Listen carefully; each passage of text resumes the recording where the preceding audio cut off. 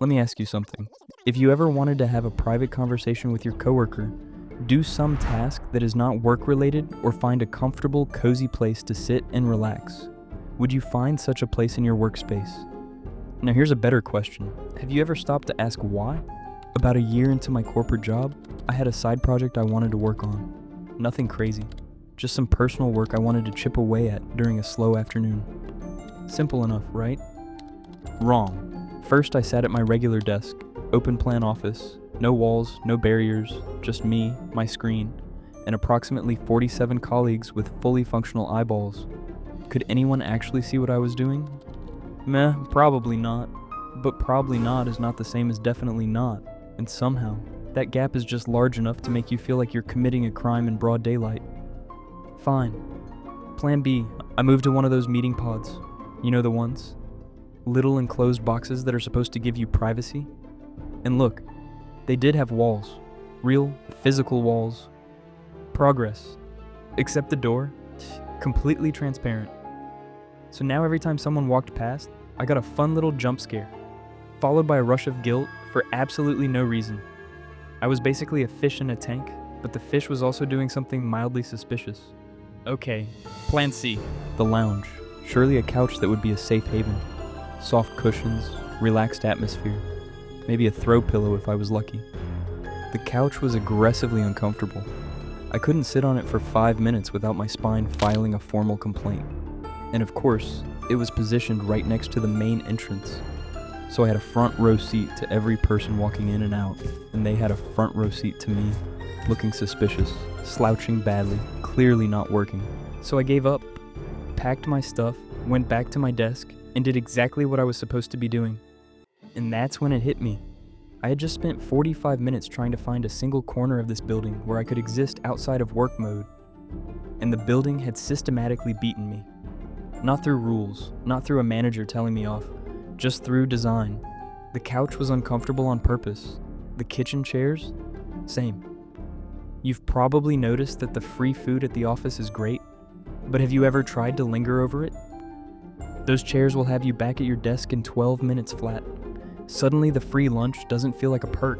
It feels like a leash, a very well-catered leash. Even the lounge, a room literally called the lounge, was designed so that you couldn't actually lounge in it. Nothing about this was an accident.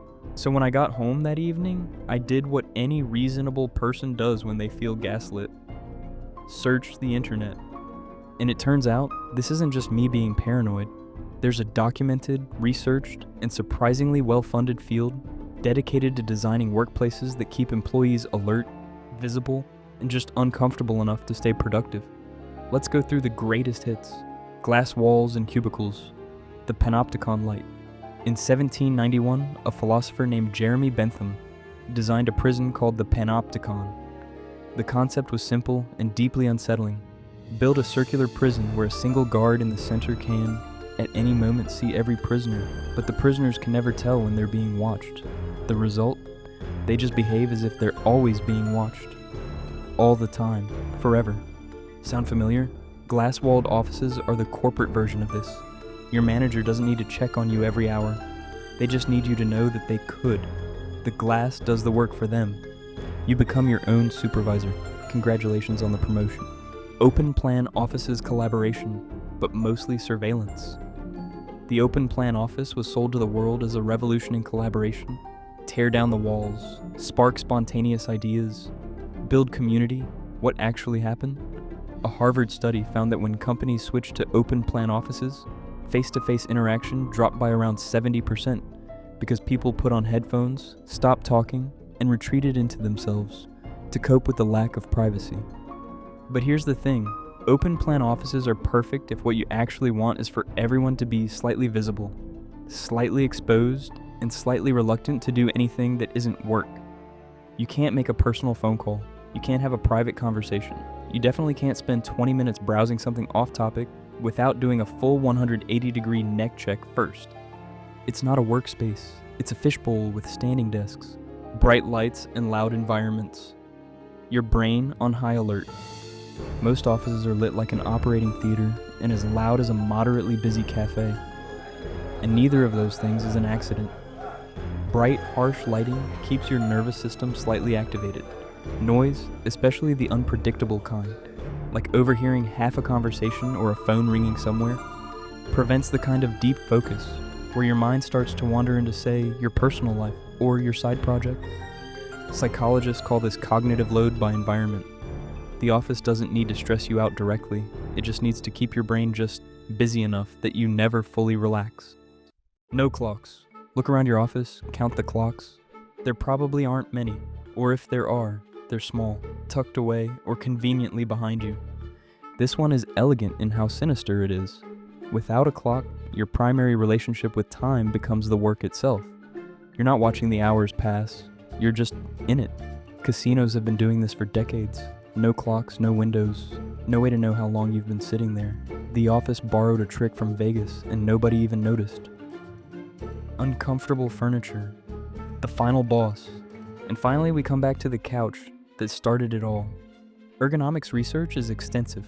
We know exactly what makes a chair comfortable for long periods. Lumbar support, seat depth, armrest positioning, it's all documented. Companies know this. They hire designers who know this.